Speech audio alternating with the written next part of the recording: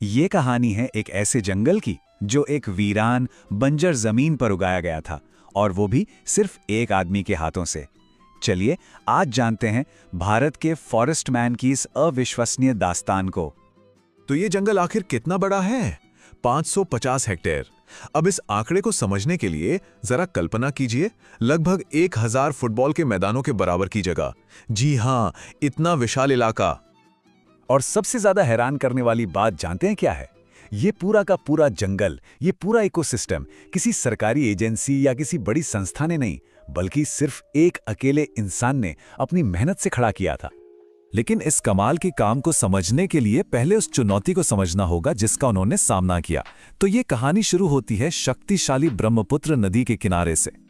ब्रह्मपुत्र को असम का शोक भी कहा जाता है, और ये नाम यूं ही नहीं पड़ा है।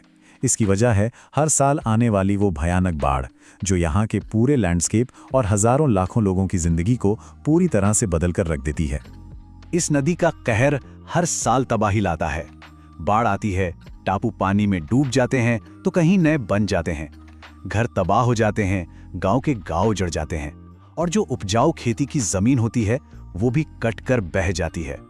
पीछे बस छूट जाती हैं मीलों तक फैली बंजर बेजान रेत की पट्टियां। तो ये सैंडबार या रेत की पट्टी है क्या?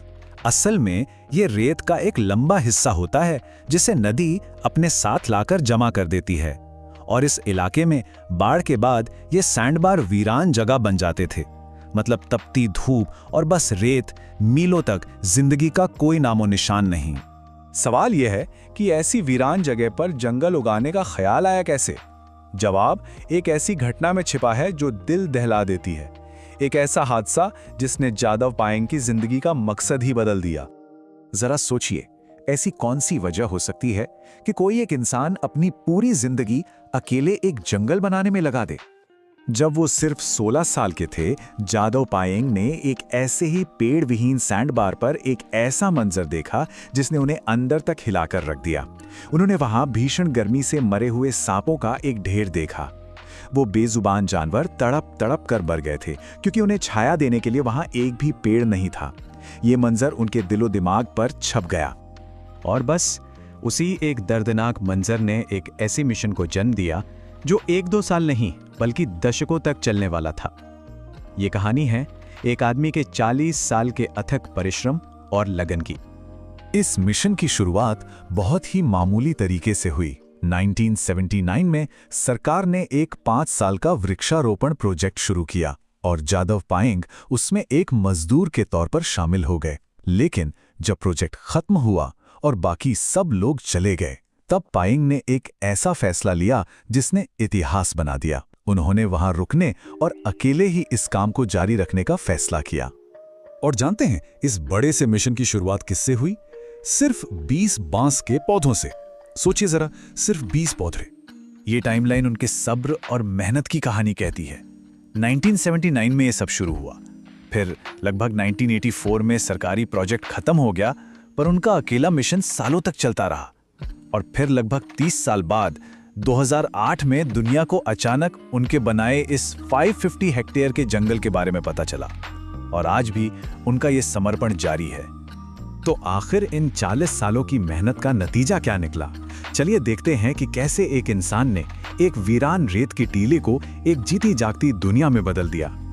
वो बंजर सैंडबार अब बन चुका था मुलाई फॉरेस्ट, जिसका नाम खुद जादव मुलाई पायेंग के नाम पर रखा गया।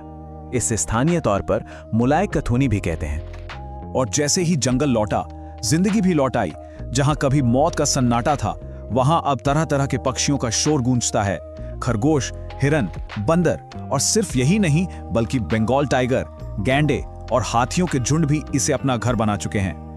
ये सिर्फ पेड़ लगाना नहीं था, ये तो एक पूरे इकोसिस्टम को दोबारा जिंदा करना था।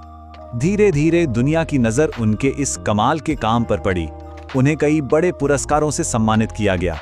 2012 में उन्हें the forest man of India का खिताब मिला, और 2015 में तो उन्हें भारत सरकार ने पद्मश्री से सम्मानित किया, जो कि देश के सबसे बड़े नागरिक सम्मानों में से एक है।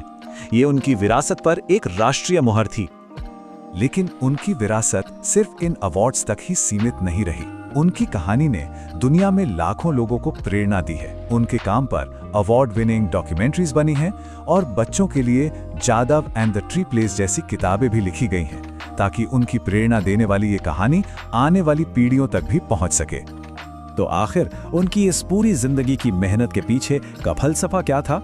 बहुत ही सरल लेकिन गहरा। प्रकृति से प्रेम करो, प्रकृति प्रतिदान देगी। और उनका बनाया जंगल इस बात का जीता जागता सबूत है। और ये कहानी हमें एक बहुत बड़े सवाल के साथ छोड़ जाती है। अगर लगन और मेहनत का एक अकेला बीज इतना बड़ा जंगल खड़ा कर सकता है, तो जरा सोचिए हम सब मिलकर इस दुनिया को कितना खूबसूरत बना सकते हैं।